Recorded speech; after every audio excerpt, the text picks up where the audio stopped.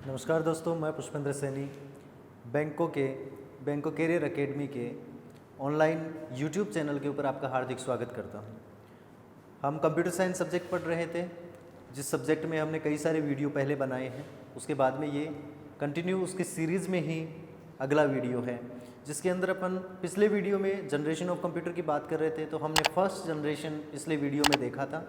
अगर आपने पहला वीडियो या फिर पहले वाले वीडियोस नहीं देखे हैं तो चैनल को सब्सक्राइब करें और मेरे पहले वाले वीडियोस को वहां से देखें, क्योंकि कड़ी बाई कड़ी सभी वीडियोस को देखना ज़रूरी है, जिससे अपने कंसेप्ट्स हम क्लियर कर सकें।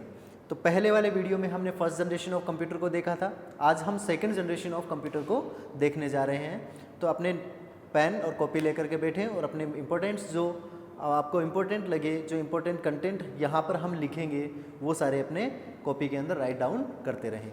तो सेकंड जनरेशन ऑफ कंप्यूटर के अंदर हम ये देखेंगे कि देखिए फर्स्ट जनरेशन ऑफ कंप्यूटर में हमने क्या देखा था कि फर्स्ट जनरेशन के जो कंप्यूटर थे वो आकार में काफ़ी बड़े होते थे। आकार में काफ़ी बड़े होने का मतलब क्या हो गया कि आकार उनका क्या था, बड़ा था। क्यों था? क्योंकि उनमें वैक्यूम ट्यूब का उपयोग किया जाता था। जैसे जैसे टेक्नोलॉजी बढ़ेगी वैसे वैसे कंप्यूटर का आकार क्या होता जाएगा, छोटा होता जाएगा, और उसके फंक्शन क्या होते जाएंगे, बढ़ते जाएंगे। क्योंकि टेक्नोलॉजी जैसे जैसे नई नई टेक्नोलॉजी आती है उसमें फंक्शन हम क्या कर सकते हैं, कई सारे उपयोग में कर सकते हैं। कई सारे फंक्शंस का उपयोग कर सकते हैं और उनका आकार क्या कर सकते हैं, अपन छोटा कर सकते हैं, यानी पोर्टेबल उनको बना सकते हैं। पोर्टेबल का मतलब हो गया कि जितना छोटा हो सके। पोर्टेबल से मेरा मतलब क्या है कि जितना छोटा हो सके उतना उसको छोटा बना सके। ठीक है। तो फर्स्ट जनरेशन के कंप्यूटर बड़े होते थे क्योंकि उसके अंदर वैक्यूम ट्यूब का उपयोग किया जाता था। जैसे मैंने आपको बताया कि वैक्यूम ट्यूब का उपयोग उसमें हम करते थे। सेकेंड जनरेशन कौन सी है, देखिए कि 1955 से लेकर के 1964 तक, यानी इन साल में, यानी इतने ईयर्स के बीच में जितने भी कंप्यूटर्स थे उन कंप्यूटर्स को हमने किस में लिया है, सेकंड जनरेशन के अंदर लिया है। क्यों लिया है सेकंड जनरेशन के अंदर, वो देखिए कि फर्स्ट जनरेशन के अंदर जहां हम वैक्यूम ट्यूब का इस्तेमाल करते थे, जहां हम वैक्यूम ट्यूब का यूज करते थे, वही सेकंड जनरेशन में हम लोग वैक्यूम ट्यूब के स्थान पर ट्रांजिस्टर का उपयोग करेंगे। किसका उपयोग करेंगे? ट्रांजिस्टर्स का उपयोग करेंगे, ट्रांजिस्टर्स का यूज करेंगे। बात समझ में आई कि फर्स्ट जनरेशन का जो कंप्यूटर था, फर्स्ट जनरेशन के जो कंप्यूटर्स थे उनके अंदर हम किसका उपयोग कर रहे थे, वैक्यूम ट्यूब का उपयोग कर रहे थे। क्यों कर रहे थे? डेटा को या फिर सिग्नल्स को आगे की तरफ बढ़ाने के लिए किसका यूज किया जाता था, वैक्यूम ट्यूब का यूज किया जाता था। जो कि इसकी संख्या मैंने बताई थी कि लगभग 17,000 की समथिंग इनकी क्या थी, संख्याएं थी। ठीक है। तो वैक्यूम ट्यूब को हटा करके सेकेंड जनरेशन के अंदर किसका यूज किया गया, ट्रांजिस्टर का यूज किया गया। किसका यूज किया गया? ट्रांजिस्टर का यूज किया गया। ट्रांजिस्टर जो है वो विलियम शॉकली ने बनाया है। किसने बनाया है? William Shockley. किसने बनाया है? विलियम शॉकली के द्वारा निर्मित है। कौन? ट्रांजिस्टर। अब ये जो ट्रांजिस्टर होता है इसकी वजह से सेकेंड जनरेशन के जो कंप्यूटर्स हैं उनका आकार क्या हुआ है, छोटा हुआ है। और वो छोटा किस तरीके से हुआ है वो देखना कि एक जो ट्रांजिस्टर है उसका आकार वैक्यूम ट्यूब की अपेक्षा कैसा होता है, छोटा होता है। कैसा होता है? छोटा होता है। और लगभग जहां पर 100 वैक्यूम ट्यूब लगाई जाती थी, जहां पर 100 वैक्यूम ट्यूब लगाई जाती थी, वहां पर एक अकेला ट्रांजिस्टर क्या कर सकता है, कार्य कर सकता है।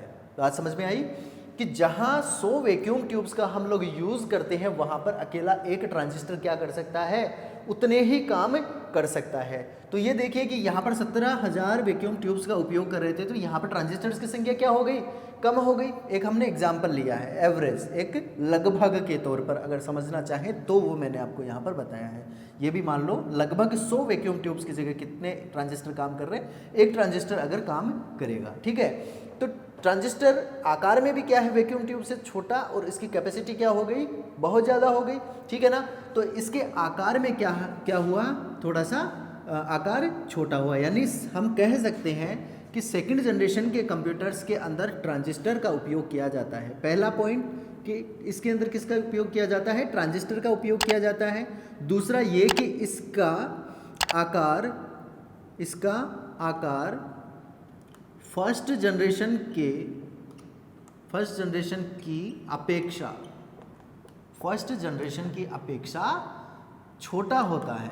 फर्स्ट जनरेशन की अपेक्षा कैसा होता है? छोटा होता है। ठीक है।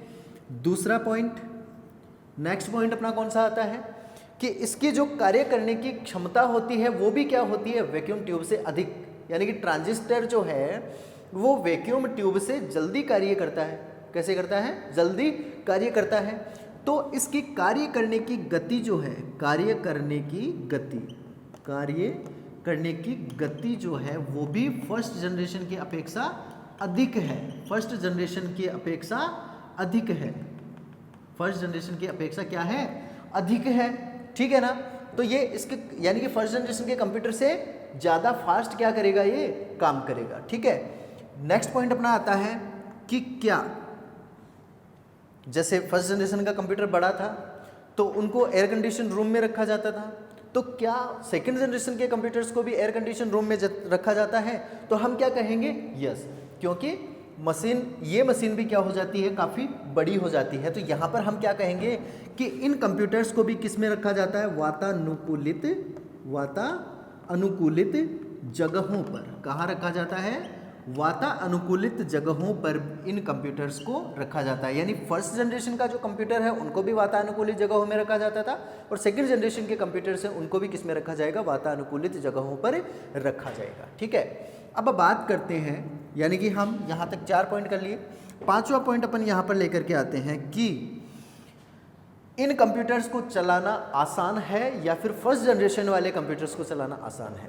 तो यहाँ पर हम कहेंगे कि फर्स्ट जनरेशन की अपेक्षा सेकंड जनरेशन के कंप्यूटर्स को, यानी कि इन कंप्यूटर्स को चलाना आसान हुआ। चलाना कैसा हुआ? आसान हुआ। और कंप्यूटर को चलाना आसान कैसे होगा? जब उसके अंदर हाई लेवल लैंग्वेजेस यानी कि उच्च स्तरीय भाषाओं का भरपूर उपयोग होने लगेगा। उच्च स्तरीय भाषाओं के उपयोग के कारण से कंप्यूटर को चलाना क्या होता है? आसान होता है। और फर्स्ट जनरेशन में हमने देखा कौन सी भाषा का उपयोग कर रहे थे अपन? या तो मशीन भाषा का उपयोग या फिर अपन किसका उपयोग कर रहे थे? असेंबली भाषा का। यानी कि मशीन भाषा 0-1 बाइनरी भाषा अपन बोल सकते हैं और असेंबली भाषा, इनको हम इन दोनों को क्या कहेंगे? निम्न स्तरीय लैंग्वेज। कौन सी कहेंगे? निम्न स्तरीय लैंग्वेज कहेंगे, जिसके कारण से उनको चलाना कैसा था? आसान नहीं था। ठीक है। लेकिन सेकंड जनरेशन के जो कंप्यूटर है इनको चलाना कुछ आसान हुआ। क्यों आसान हुआ? क्योंकि 1957 में, कौन से में? 1957 में एक भाषा, एक हाई लेवल यानी उच्च स्तरीय भाषा, एक कौन सी भाषा? उच्च स्तरीय भाषा आई। ठीक है ना, जिसका नाम है फोर्ट्रन। FORTRAN, Fortran. ठीक है। इसका फुल फॉर्म होता है, फोर्ट्रन का फुल फॉर्म होता है, इसका फुल फॉर्म होता है फॉर्मूला ट्रांसलेशन। फॉर्मूला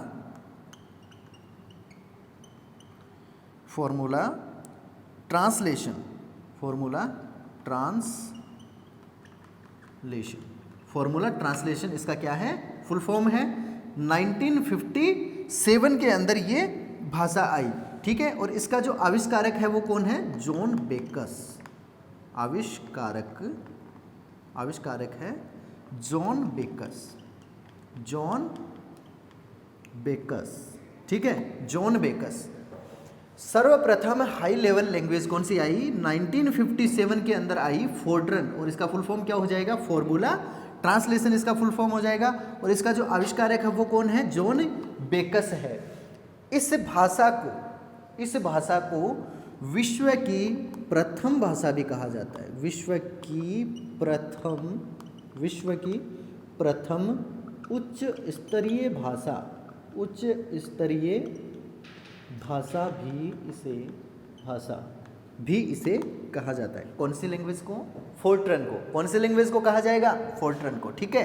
तो देखिए सेकंड जनरेशन के अंदर अपनी कौन सी भाषा आई? फोर्ट्रन आई, जिसका आविष्कार किसने किया? जॉन बेकस ने किया।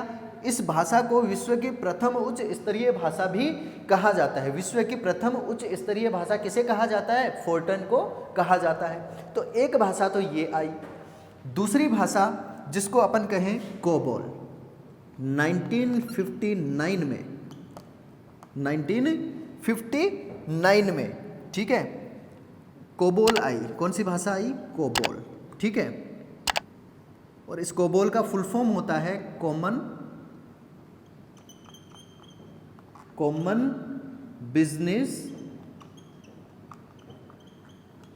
Business oriented, ORIENTED, oriented language, ठीक है। किसके द्वारा? ग्रास होपर के द्वारा। किसके द्वारा? ग्रास होपर के द्वारा। किसके द्वारा? ग्रास होपर के द्वारा। 1959 में क्या आई? कोबोल आई, जिसका फुल फॉर्म क्या है? Common business oriented language, common business oriented language. और इस भाषा को प्रथम व्यावसायिक भाषा भी कहा जाता है। क्या कहा जाता है? उच्च स्तरीय प्रथम व्यावसायिक भाषा, प्रथम व्यावसायिक भाषा भी इसे कहा गया। बात समझ में आई कि सेकंड जनरेशन के जो कंप्यूटर्स हैं उनमें वैक्यूम ट्यूब की जगह किसका यूज किया गया? ट्रांजिस्टर का यूज किया गया। ट्रांजिस्टर है वो वैक्यूम ट्यूब की अपेक्षा आकार में क्या होता है? छोटा। फॉर एग्जाम्पल कि 100 वैक्यूम ट्यूब जहाँ पर लगाई जाती है वहाँ पर एक ट्रांजिस्टर से काम चल जाता है। कार्य करने की गति जो है वो फर्स्ट जनरेशन की अपेक्षा सेकेंड जनरेशन की क्या होती है? अधिक होती है। इन्हें वातानुकूलित जगहों पर ही रखा जाता है, फर्स्ट जनरेशन के कंप्यूटर्स को भी और सेकेंड जनरेशन के कंप्यूटर्स को भी। इन कंप्यूटर्स को चलाना आसान हुआ, क्यों? क्योंकि इसके अंदर उच्च स्तरीय भाषाओं का जन्म हुआ और उच्च स्तरीय भाषाओं का जन्म होने के कारण कंप्यूटर को चलाना आसान बन जाता है, क्योंकि उसमें कोडिंग की इतनी आवश्यकता नहीं होती है, कोडिंग इजी होती है, ठीक है। 1957 में, यानी कि पहली भाषा उच्च स्तरीय भाषा कौन सी आई? 1957 में एक भाषा आई जिसका नाम है फोर्ट्रन, जिसका फुल फॉर्म है फॉर्मूला ट्रांसलेशन। किसने बनाया? जॉन बेकस के द्वारा बनाई गई लैंग्वेज थी। इसे विश्व की प्रथम उच्च स्तरीय भाषा भी कहा जाता है। दूसरी अपनी जो लैंग्वेज आई वो कौन सी लैंग्वेज है? कोबोल। 1959 में कोबोल आई, जिसका फुल फॉर्म है कॉमन बिजनेस ओरिएंटेड लैंग्वेज। और ये किसने बनाई? ग्रास होपर द्वारा बनाई गई एक भाषा थी, जिसके कारण इन कंप्यूटर्स को चलाना क्या हुआ? आसान हुआ, ठीक है। तो यहाँ तक कंप्लीट है। इसके बाद में अपन बात करते हैं कि फर्स्ट जनरेशन के जो कंप्यूटर होते हैं उनके अंदर क्या होता था और ये सेकेंड जनरेशन के कंप्यूटर्स के अंदर क्या होता है। जैसे अगर बात की जाए कि यहाँ तक लैंग्वेज का आ गया, ठीक है। अब हम बात करते हैं कि जहाँ फर्स्ट जनरेशन के कंप्यूटर के अंदर हम स्टोरेज के लिए, डेटा स्टोर करने के लिए, देखो डेटा स्टोर करने का मतलब क्या हो गया कि कंप्यूटर के अंदर अगर कोई भी डेटा, कोई भी अपना इमेज, कोई भी अपनी कोडिंग, कोई भी अपना वीडियो, कोई भी म्यूज़िक वगैरह कुछ भी अगर डालना है तो वो अपने लिए क्या है? डेटा, यानी कि इंफॉर्मेशन का एक टुकड़ा क्या कहलाता है? डेटा कहलाता है, ठीक है। तो किसी भी डेटा को स्टोर करने के लिए फर्स्ट जनरेशन के अंदर अपन किस चीज़ का यूज़ कर रहे थे? कागज़ की टेप, मैग्नेटिक टेप, इन सब का यूज़ कर रहे थे। और डेटा को स्टोर करवाने के लिए किसका यूज़ कर रहे थे? पंच कार्ड का उपयोग अपन कर रहे थे। वहीं पर सेकेंड जनरेशन के अंदर डेटा को स्टोर करने के लिए अपन मैग्नेटिक टेप का भी यूज़ कर रहे थे। मैग्नेटिक टेप का क्या मतलब हो गया? चुंबकीय टेप, ठीक है ना। चुंबकीय टेप का भी यूज़ कर रहे थे, चुंबकीय कोर का भी, यानी मैग्नेटिक कोर का भी यूज़ कर रहे थे। किसका यूज़ कर रहे थे? मैग्नेटिक कोर का भी अपन इसमें उपयोग कर रहे थे। तो इस तरीके से हम क्या करते हैं, सेकेंड जनरेशन के कंप्यूटर्स के अंदर डेटा को स्टोर करने के लिए अपन इसका उपयोग कर रहे थे। सेकेंड जनरेशन के अंदर कई सारी चीज़ें अपन ने देखी है जो कि फर्स्ट जनरेशन के अकॉर्डिंग अपनी चलती आई है। अब यहाँ पर अपन देखते हैं कि ये जो कंप्यूटर हैं ये फर्स्ट जनरेशन की अपेक्षा हल्के थे, इसलिए इनको उतनी जगह की आवश्यकता नहीं होती थी जितनी जगह फर्स्ट जनरेशन के कंप्यूटर्स को होती थी, ठीक है। तो अपन देखते हैं अब थर्ड जनरेशन, यहाँ तक अपनी सेकंड जनरेशन के कंप्यूटर्स हो गए कि सेकंड जनरेशन के अंदर कंप्यूटर किस तरीके के होते थे, ठीक है। तो ये बात समझ में आई होगी। अपने जो मेन पॉइंट्स है वो कौन से पॉइंट्स होंगे कि ये कहाँ से कहाँ तक है, इसके अंदर किस चीज़ का उपयोग किया गया है, तो वैक्यूम ट्यूब की जगह ट्रांजिस्टर का। इसके अंदर कौन कौन सी भाषाएँ आई, तो ये 2 भाषाएँ आई हैं, इनको चलाना आसान है या फिर कैसा है, तो अपने को ये सारे जवाब यहाँ पर देखने हैं, ठीक है। तो ये अपनी सेकंड जनरेशन थी। इसके बाद में अपन बात करते हैं थर्ड जनरेशन ऑफ कंप्यूटर की। किसकी बात करते हैं? थर्ड जनरेशन ऑफ कंप्यूटर की, कि थर्ड जनरेशन के कंप्यूटर्स अपने किस तरीके से होते हैं और किस तरीके से उसका उपयोग किया जाता है। तो 1964 तक तो अपनी कौन सी है, 1964 तक कौन सी आ गई, सेकेंड जनरेशन आ गई। इसके बाद में बात करते हैं थर्ड जनरेशन के, थर्ड जनरेशन ऑफ कंप्यूटर, यानी 1964 टू 1975, 1964 टू 1975 तक अपनी कौन सी जनरेशन चलती है, थर्ड जनरेशन चलती है। अब इसके अंदर अपन बात करते हैं कि सेकंड जनरेशन। अब देखो एक जनरेशन और बढ़ गई, इसका मतलब क्या हो गया कि कंप्यूटर हैं वो आकार में कैसे हो जाएंगे, और छोटे हो जाएंगे, और उनकी कार्य करने की गति क्या हो जाएगी, और भी ज़्यादा हो जाएगी, ठीक है। तो यहाँ अपन देखते हैं कि थर्ड जनरेशन के कंप्यूटर है वो आकार में छोटे किस तरीके से हुए और किस तरीके से उनकी कार्य करने की जो क्षमता है वो बढ़ती गई, ठीक है। तो यहाँ देखो फर्स्ट जनरेशन में हम किसका, वैक्यूम ट्यूब का, सेकंड जनरेशन में हमने किसका यूज़ किया, ट्रांजिस्टर का यूज़ किया। वहीं पर थर्ड जनरेशन में हम लोग यूज़ करेंगे आईसी का। किसका यूज़ करेंगे, आईसी का। आईसी का फुल फॉर्म क्या हो गया, integrated circuit, integrated circuit, integrated circuit का अपन उपयोग करते हैं। किसका उपयोग करते हैं, इंटीग्रेटेड सर्किट का अपन उपयोग करते हैं। और ये जो इंटीग्रेटेड सर्किट है ये किसके द्वारा बनाया गया है, जैक किल्बी के द्वारा। किसके द्वारा बनाया गया है, जैक किल्बी के द्वारा बनाया गया है। कौन, इंटीग्रेटेड सर्किट आईसी, जिसका उपयोग किसमें किया गया है, थर्ड जनरेशन के अंदर किया गया है। आईसी की बात कर लेते हैं, ठीक है। तो जो आईसी है वो किसकी बनी हुई रहती है, कई बार क्वेश्चन पूछ लिया जाता है, कई बार ये क्वेश्चन पूछा जाता है और पूछा गया है कंपटीशन एग्जाम्स में कि जो आईसी है वो किसकी बनी हुई रहती है, आईसी है वो किसकी बनी हुई रहती है। तो हमें क्या कहना है, germanium, germanium plus silica, plus silica किसकी बनी हुई रहती है, जर्मेनियम प्लस सिलिका की। कई बार क्या किया जाता है कि अकेला एक ऑप्शन दे दिया जाता है, सिलिका। तो किसकी बनी हुई रहती है, आईसी सिलिका की बनी हुई रहती है। देखिए आईसी होता क्या है, आईसी होता क्या है, जहां इंस्ट्रक्शंस को कंप्यूटर में भेजने के लिए हम लोग वैक्यूम ट्यूब का यूज़ कर रहे थे, हम लोग ट्रांजिस्टर का यूज़ कर रहे थे, वहीं पर अब इंस्ट्रक्शंस को भेजने के लिए हम लोग किसका उपयोग करेंगे, आईसी का उपयोग करेंगे। आईसी क्या होती है, एक सिलिका का टुकड़ा, एक सिलिका का टुकड़ा। देखिए मैंने वैक्यूम ट्यूब जो बताया वो वैक्यूम ट्यूब किस तरीके से होता है, बल्ब की तरह होता है। जैसे ये एक ट्यूब है, ये एक क्या है, ट्यूब है बल्ब की तरह, ठीक है। तो ये अपनी कौन सी क्या हो जाएगी, एक वैक्यूम ट्यूब जिसके अंदर इलेक्ट्रिसिटी रहती है, ठीक है। दूसरा अपना आ गया ट्रांजिस्टर, दूसरा क्या आया, ट्रांजिस्टर, ठीक है। तो इस तरीके से अपना क्या हो गया, ट्रांजिस्टर, जिसका आकार इस वैक्यूम ट्यूब से क्या है, अधिक छोटा, लेकिन इसकी कार्यक्षमता क्या है, ज़्यादा, ठीक है। इसी के चलते थर्ड जनरेशन के अंदर अपना कौन सा आएगा, आईसी। क्या आ गया, आईसी आ गया। किसका बना हुआ, सिलिका का एक छोटा सा टुकड़ा, सिलिका का एक छोटा सा टुकड़ा जिसके अंदर कई सारे ट्रांजिस्टर्स की शक्ति है, जिसके अंदर क्या है, कई सारे ट्रांजिस्टर्स की शक्ति है। यानी जो काम एक ट्रांजिस्टर करता है, जो काम एक ट्रांजिस्टर करता था, वहीं पर अगर इन कई सारे ट्रांजिस्टर्स को मिला लिया जाए, कई सारे ट्रांजिस्टर्स को मिला लिया जाए, जैसे मान लो कि कई सारे ट्रांजिस्टर्स हैं, तो वो सभी ट्रांजिस्टर्स की क्षमता का हमने एक क्या बना दिया, आईसी बना दिया। हमने क्या बना दिया, एक आईसी बना दिया। अब ये जो आईसी है ना, ये आकार में क्या हो जाएगी, आकार में ट्रांजिस्टर से छोटा। ये तो हो गया वैक्यूम ट्यूब, ये हो गया ट्रांजिस्टर, और ये क्या हो गया, आईसी। तो ये आकार में क्या हो जाएगा, छोटा हो जाएगा। आईसी आकार में क्या हो जाएगी, छोटी हो जाएगी। और कार्य करने की क्षमता, ठीक है ना। तो कार्य करने की क्षमता का क्या मतलब हो गया कि जहां पर कई सारे ट्रांजिस्टर मिलकर के काम कर रहे थे, उतना काम कौन कर रही है, अकेली एक आईसी कर रही है, तो कार्य करने की क्षमता अधिक। आईसी की क्षमता क्या होगी, ट्रांजिस्टर से और वैक्यूम ट्यूब से अधिक क्षमता होगी। ठीक है, इसके बाद में बोला जाए तो अब देखना कि जहाँ ट्रांजिस्टर की संख्या कम होंगी और आईसी लगा दी जाएंगी तो उसका आकार क्या हो जाएगा, कंप्यूटर का आकार।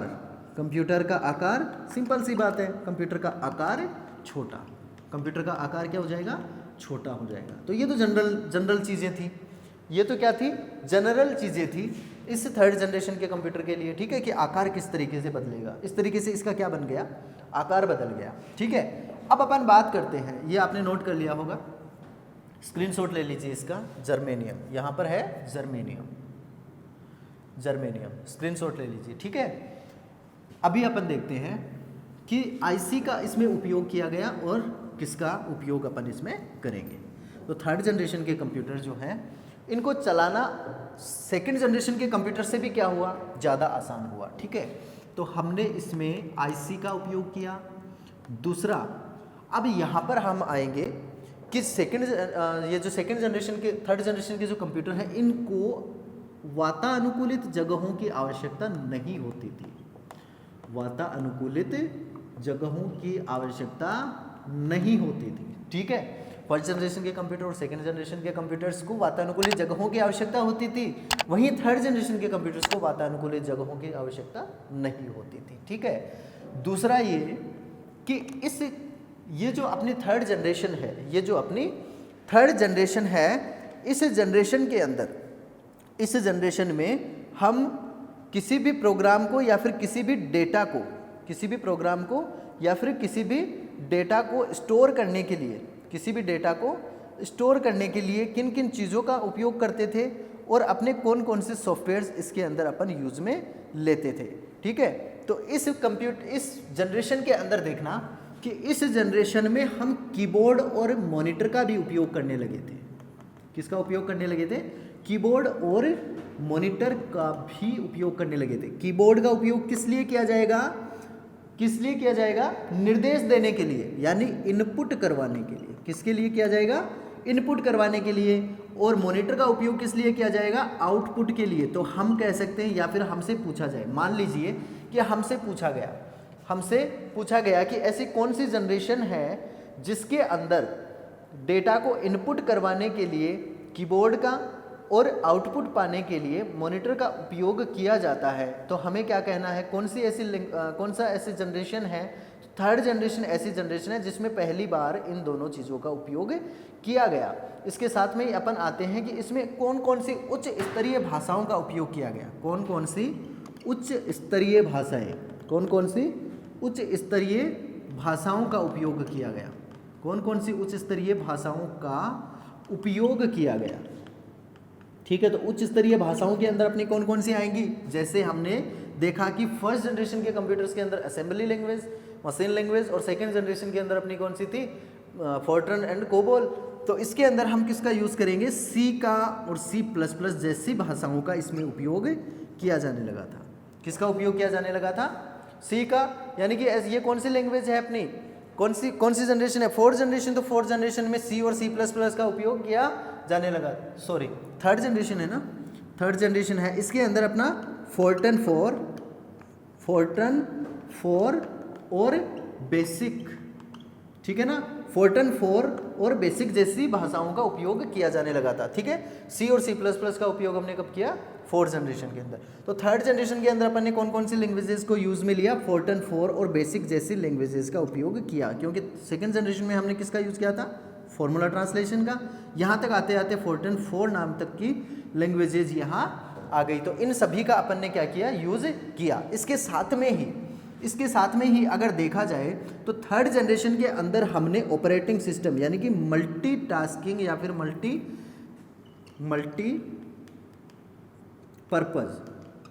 मल्टीपर्पज़ ऑपरेटिंग सिस्टम का भी उपयोग किया, ऑपरेटिंग सिस्टम का भी यूज़ किया, ऑपरेटिंग सिस्टम का भी यूज़ किया। अब यहाँ पर देखो, मल्टीपर्पज़ का मतलब क्या होता है कि कई सारे कार्यों को करवाने के लिए किसी भी एक सॉफ्टवेयर का उपयोग किया जाना। ठीक है, तो ये तो हो गया मल्टीपर्पज़, यानी कई सारे कार्यों के लिए।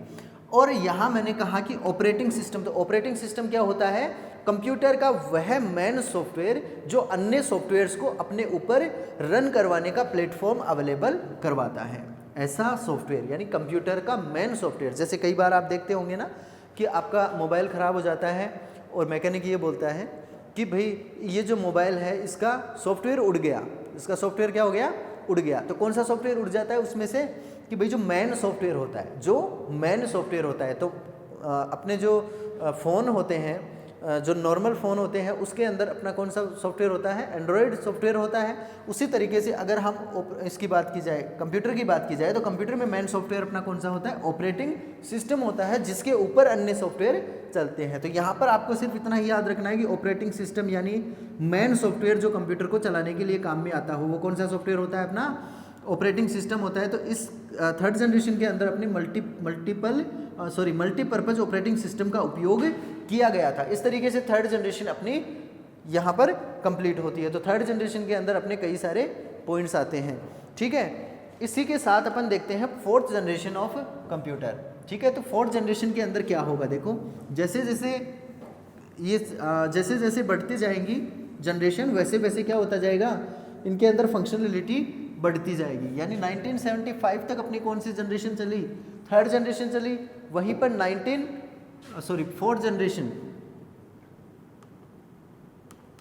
फोर्थ जनरेशन ऑफ कंप्यूटर कौन कौन से हैं, ठीक है। तो 1975 से लेकर के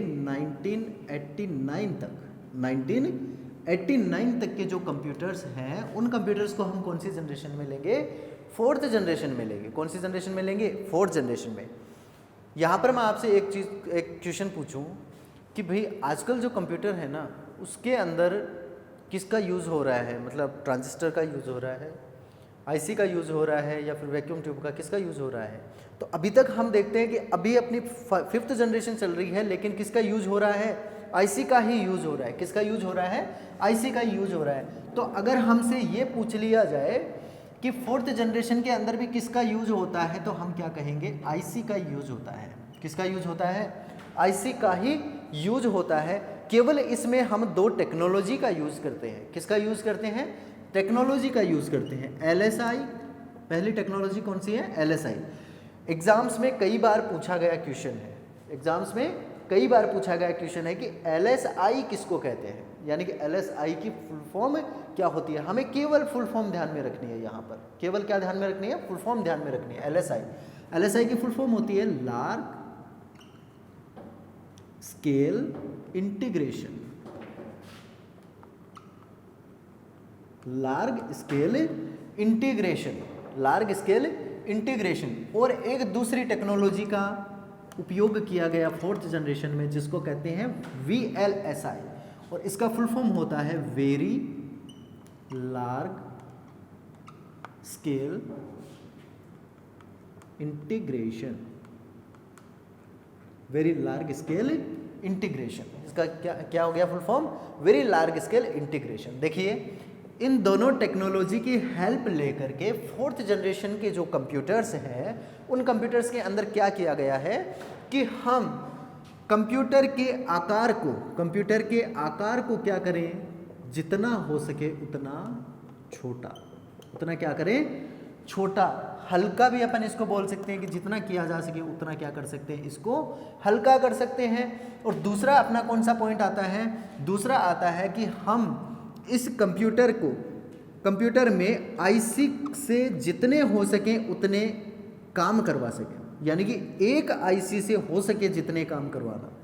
कहने का अर्थ हो गया कि थर्ड जनरेशन के अंदर मान लो कि दो आईसी मिलकर के एक काम को कर रही थी, दो आईसी मिलकर के क्या कर रही थी, एक काम को कर रही थी। वहीं पर इन टेक्नोलॉजीज का यूज करते हुए फोर्थ जनरेशन में क्या किया गया कि एक आईसी से ही एक काम करवाने लग गए, एक आईसी से ही क्या करवाने लग गए, एक काम पूरा करवाने लग गए। तो देखो एक आईसी ही अगर लगेगी तो उसकी जगह क्या हो जाएगी, जगह भी कम हो गई, ठीक है ना, हल्का भी हो गया, विद्युत की सप्लाई यानी कि विद्युत की खपत भी क्या हो गई, कम हो गई, ठीक है। तो इस तरीके से कंप्यूटर्स में यानी कि कंप्यूटर्स को हल्का, आकार में छोटा तथा एक ही आईसी से कई सारे कार्य करवाने जैसी टेक्नोलॉजीज का यूज़ किया जाने लग गया। जैसे मान लो हम फोर्थ जनरेशन पढ़ रहे हैं, वहीं फिफ्थ जनरेशन पढ़ेंगे तो उसके अंदर भी किसका यूज़ किया जाता है, आईसी का ही यूज़ किया जाएगा।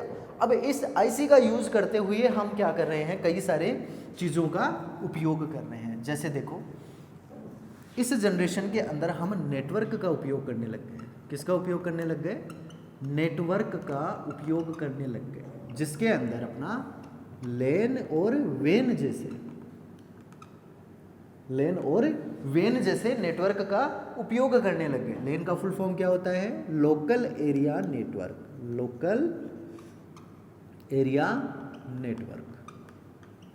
ठीक है। और वेन का मतलब हो गया वाइड एरिया नेटवर्क, ठीक है। तो इस तरीके से हम नेटवर्क का उपयोग करने लग गए। नेटवर्क, लोकल एरिया नेटवर्क क्या करता है, 1 किलोमीटर की सीमा के अंदर अपन एक कंप्यूटर को दूसरे कंप्यूटर से वायर के थ्रू जोड़ सकते हैं। वाइड एरिया नेटवर्क क्या हो गया, अपना इंटरनेट, ठीक है ना, क्या हो गया, इंटरनेट। किसी दुनिया में कहीं भी बैठा हुआ व्यक्ति किसी से भी जुड़ सकता हो, ठीक है। तो फोर्थ जनरेशन के अंदर अपन क्या करने लग गए, नेटवर्क का उपयोग करने लग गए, ठीक है। वहीं पर अगर लैंग्वेजेस की बात की जाए, कि कौन सी भाषाओं का उपयोग किया जाने लगा, तो सी है, C++ है, ऐसी भाषाओं का फोर्थ जनरेशन के अंदर उपयोग किया जाने लगा, जिसके कारण कंप्यूटर को चलाना आसान हुआ, ठीक है। इसके साथ ही इस जनरेशन के अंदर मल्टीमीडिया का उपयोग किया गया।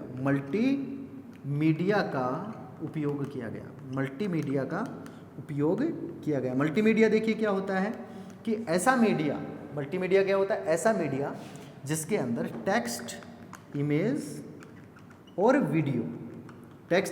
वीडियो सभी क्या होते हैं, मिक्स होते हैं। यानी टेक्स्ट, इमेज और वीडियो से बना हुआ क्या कहलाता है, मल्टीमीडिया कहलाता है। तो फोर्थ जनरेशन के अंदर अपन ने किसका यूज़ किया, मल्टीमीडिया का भी उपयोग किया। तो यहाँ तक ये अपनी क्या है, फोर्थ जनरेशन है, ठीक है। स्टोरेज के लिए भी कई सारे साधनों का उपयोग किया जाने लगा, जिससे अपन कई सारे डेटा को इसमें स्टोर कर सके, कंप्यूटर में स्टोर कर सके। इसका जो आकार है वो काफ़ी हद तक क्या कर लिया, हमने छोटा कर लिया था, जिससे हम क्या कर सकें, एक कंप्यूटर को कहीं पर भी स्टेबल करवा सके। इतना छोटा इसका आकार हमने कर लिया, ठीक है। तो यहाँ तक ये अपनी फोर्थ जनरेशन, जिसके अंदर अपने मेन पॉइंट्स कौन से होंगे, LSI, VLSI, इसके अंदर लेन और वेन का उपयोग किया गया, और इसके अंदर कौन सी भाषाओं का उपयोग किया गया, C और C++ का उपयोग किया गया, ठीक है। तो ये अपनी फोर्थ जनरेशन थी। इसके बाद में अपने आती है फिफ्थ जनरेशन, जो अपनी लास्ट जनरेशन है। जो कौन सी जनरेशन है, अपनी लास्ट जनरेशन है, और इसको हम कहते हैं 1989 से 1989 टू प्रेजेंट, 1989 टू प्रेजेंट, यानी कि प्रेजेंट में जो अपनी जनरेशन चल रही है, वो कौन सी जनरेशन है, अपनी फिफ्थ जनरेशन है। कौन सी जनरेशन है, fifth generation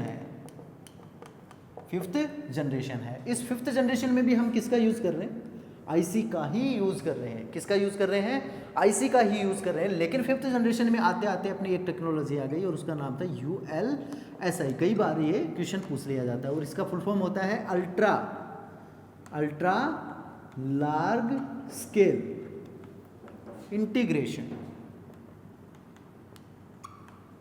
ultra large scale integration इसका फुल फॉर्म हो जाएगा, ठीक है। जैसे LSI, VLSI, उसी तरीके से कौन सा हुआ, ULSI। देखिए फिफ्थ जनरेशन से संबंधित जो सबसे इम्पोर्टेंट क्वेश्चन पूछा जाता है, वो कौन सा क्वेश्चन पूछा जाता है, देखिए कि फिफ्थ जनरेशन का जो कंप्यूटर है उसमें सबसे अधिक किसके ऊपर ध्यान दिया गया है, सबसे अधिक क्या काम करवाने के लिए ध्यान दिया गया है। देखिए कि जैसे फिफ्थ जनरेशन की जो कंप्यूटर है ना, उनसे क्या करवाया जा रहा है। एक तो ये जो कंप्यूटर्स हैं, ये जैसे सैटेलाइट जो अपना आर्टिफिशियल इंटेलिजेंस AI जिसको कहा जाता है, क्या कहा जाता है, AI, कृत्रिम बुद्धिमत्ता, आर्टिफिशियल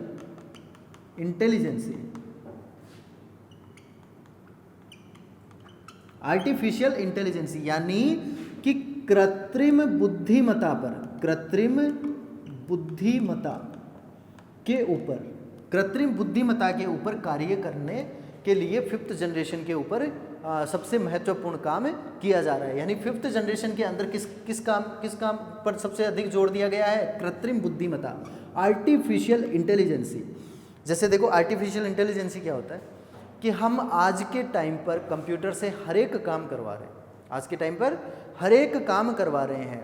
केवल कंप्यूटर कौन सा काम नहीं कर सकता? कंप्यूटर अपनी फीलिंग्स को नहीं समझ सकता, अपनी फीलिंग्स को नहीं समझ सकता है, केवल एक काम नहीं कर सकता है, और उसे अपन क्या कह सकते हैं? कृत्रिम बुद्धिमत्ता।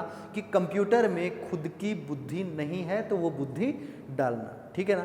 जैसे आपने कई सारी अपनी फिल्म्स भी आती हैं, जैसे एक फिल्म्स थी ना अपनी जिसके अंदर ये दिखाया गया था कि रोबोट के अंदर फीलिंग डालना, रोबोट के अंदर क्या डालना? फीलिंग डालना। तो किस तरीके से रोबोट के अंदर फीलिंग डाली जाती है? वो क्या कहलाती है? अपनी आर्टिफिशियल इंटेलिजेंसी कहलाती है। जैसे अपने मोबाइल में आजकल आता है, कैमरा ऑन करते हैं तो ऊपर की तरफ ऑप्शन आता है एआई का, आर्टिफिशियल इंटेलिजेंसी। जैसे ही अपन एआई कर देते हैं, उसके ऊपर क्लिक करते हैं, तो वो ऑटोमेटिकली अपने को दिखाता है कि उसके सामने क्या चीज़ है। कहने का अर्थ हो गया कि जैसे मान लो कि आकाश की तरफ करोगे तो वो आपको दिखाएगा स्काई ब्लू, ठीक है ना, स्काई ब्लू। या फिर नाइट के टाइम पर अगर आपने कैमरे को ऑन किया है तो वो नाइट का टाइम दिखाएगा कि भाई नाइट हो रही है, ठीक है। और अपने कैमरे को क्या करेगा? ऑटोमेटिकली एडजस्ट करेगा। फोटो लेने के लिए क्या करेगा? ऑटोमेटिकली एडजस्ट करेगा, ठीक है, जिससे फोटो क्या आ सके? साफ आ सके। तो वो क्या कहलाती है? अपनी कृत्रिम बुद्धिमत्ता कहलाती है, ठीक है। तो कृत्रिम बुद्धिमत्ता के ऊपर सबसे अधिक जोर दिया गया है। किसके ऊपर जोर दिया गया है? कृत्रिम बुद्धिमत्ता के ऊपर सबसे अधिक जोर दिया गया है। तो अगर आपसे ये पूछा जाए कि क्या कंप्यूटर के अंदर स्वयं की बुद्धि होती है, तो उसके अंदर स्वयं की बुद्धि नहीं होती है। केवल कौन से लॉजिक होते हैं कंप्यूटर में? जो लॉजिक मानव ने उसे दिए हैं, केवल वही लॉजिक अपन क्या कर सकते, कंप्यूटर क्या कर सकता है? उपयोग में ले सकता है। इसके अलावा कोई भी लॉजिक कंप्यूटर उपयोग में नहीं ले सकता है। इसके साथ ही साथ कई सारे ऐसी चीज़ें हैं आजकल, जैसे अपन देखते हैं तो कि सैटेलाइट लॉन्चिंग के लिए भी कंप्यूटर का यूज़ किया जा रहा है, मौसम की जानकारी के लिए भी कंप्यूटर का यूज़ किया जा रहा है, शिक्षा के लिए भी कंप्यूटर का यूज़ किया जा रहा है। यानी प्रेजेंट के अंदर जो कंप्यूटर हैं वो सारे कंप्यूटर जो काम कर रहे हैं वो सारे अपने फिफ्थ जनरेशन के कंप्यूटर है, जिसके अंदर फिफ्थ जनरेशन में हम मोबाइल को भी लेंगे। किसको लेंगे? मोबाइल। यानी कि संचार क्षेत्र पर भी सबसे अधिक कार्य किया जा रहा है, संचार के क्षेत्र पर भी सबसे अधिक कार्य किया जा रहा है। अगर मैं कहूँ लैपटॉप, अगर मैं कहूँ लैपटॉप, तो वो भी कौन सी जनरेशन का है? अपने फिफ्थ जनरेशन का कंप्यूटर। हम उसको कह सकते हैं पीडीए को कह सकते हैं, पीडीए, ठीक है ना। और पीडीए का फुल फॉर्म क्या होता है? Personal digital assistant.